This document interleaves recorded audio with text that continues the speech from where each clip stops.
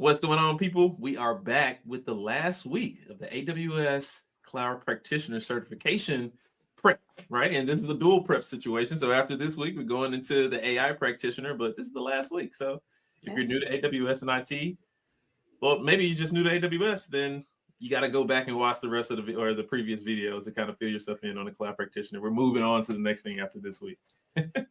We're moving on to AI, right? So that's the big thing there, and I'm excited about it. So we'll talk more next week. Absolutely. So domain 4 of the Cloud Practitioner certification exam is about costs and how you manage your costs, right? And I don't want to just jump into my account and just spin up anything because I need to be concerned about how much I'll pay for it.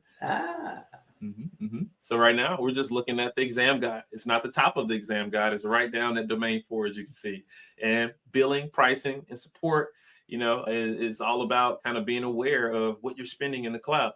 You as a tester, somebody testing your AWS account, you might not rack up a bunch of spend because you've watched our first video and you know that there's a free tier account out there and there's ways in which you can kind of monitor and watch things.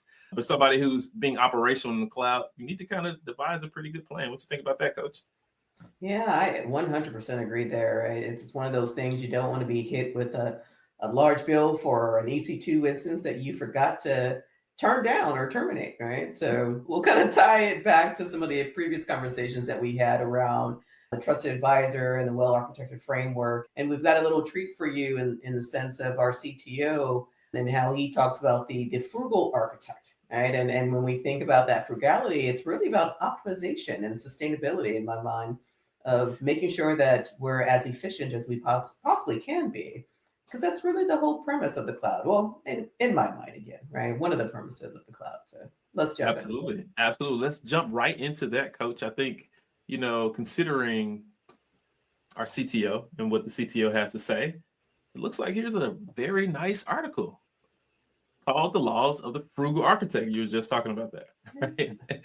And as we consider these laws, we will jump into this first tab. I'll just scroll down here, and it kind of talks about being more cost aware, and let's see what it has in mind. Now, the first portion here talks about a design phase, right? So obviously there's multiple phases. And so make cost a non-functional requirement, right? And the part I love about this one is to make it a requirement, right? Make it a requirement. Don't just jump in and start spinning things up. Make it a requirement. And let's just read the first sentence here, if we can. A non-functional requirement specifies criteria that can be used to judge the operation of a system rather than specific features or functions. Thinking about this architecture as a whole, I guess. Examples are accessibility, availability, how you scale, security, portability, maintainability, and compliance, right? And I think, Coach, you were talking about compliance once before. How you got to consider one thing or other, depending on what industry you're a part of. And I bet you that relates to cost too. Yeah, absolutely. And I would say, there's such a balance of when we typically think about how long it takes us to get into the cloud. And when we think about just from a traditional perspective of being able to spin up systems, being able to maintain those systems, being able to decommission those systems. And even in that simple life cycle here is, where are those systems and what's the return on investment, right? Not just from a technical perspective, but also when we think about the teams that have got to manage these systems as well. And so when we think about costs, it's not just the traditional technical hardware. There's so many other factors that dive into it that impact the business at one point in time. Absolutely. And just to add one thing about it, I can even think of a scenario like when somebody is migrating to the cloud. There's costs associated with different phases of migration as well as you being operational. If I'm just lifting and shifting, then my cost is going to be a little different, right?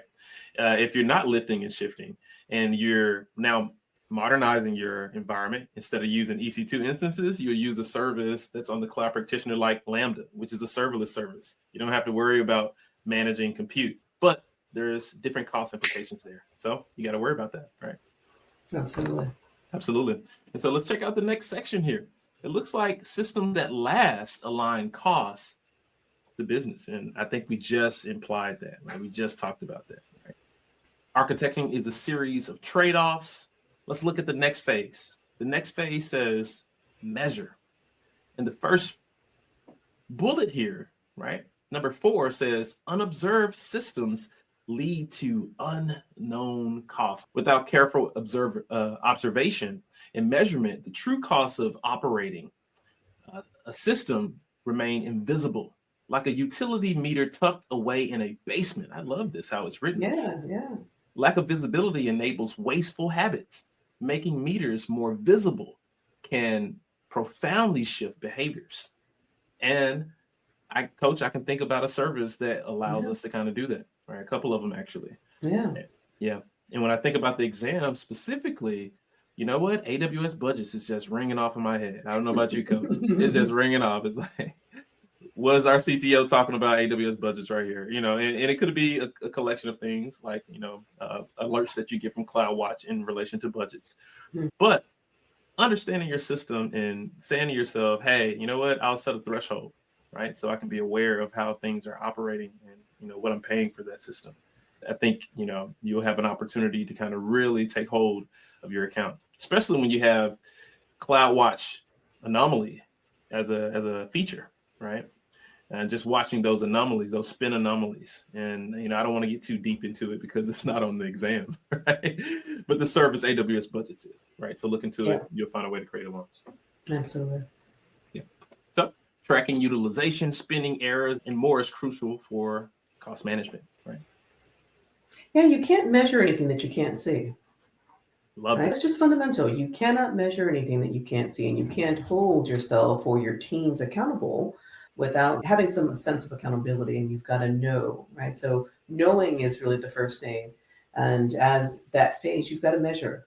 Whether you're in any part of an organization, no matter what sector you're in, you've got to measure these unknown costs because risk plays a part into this, right? Security plays a part into this. We're talking about cost right now, but I would want to measure because then the risk for me would be, well, let's say I've got a runaway system. And in that runaway system, something else malicious is going on, and I wouldn't be able to know what that is because I'm not observing it, right? So I have no visibility into it. And so it's an unknown cost here, but yes, it's also an unknown risk at the end of the day. I love that. Folks, keep a handle on those unknown risks and those unknown costs, right? Don't get caught off guard, right? There's ways in which you can protect yourself.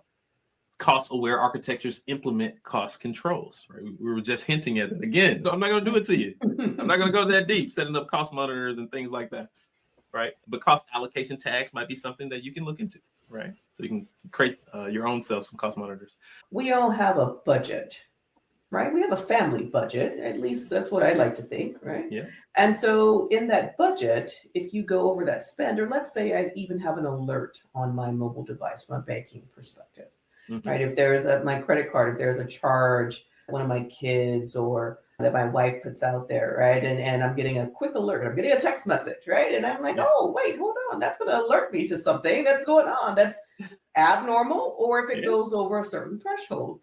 And this is how the simplicity of how that ties back into what we see and do every day, right? We're alerted if you have these alerts set to where there's a certain, let's say you go over a certain balance, under a certain balance, something along those lines.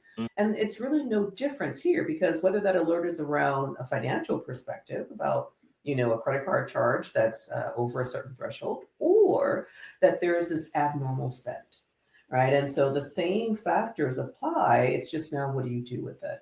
And so from a business perspective, same factors apply. It's just on a grander scale, in my opinion. Absolutely. And I can kind of relate it to me personally. I'm like calling my wife, like, are you at Target again? Are you ordering from Amazon.com again? There's another package at the door. And I got these alerts and they're letting me know. Absolutely. Yeah. Absolutely. But yeah, that's so true.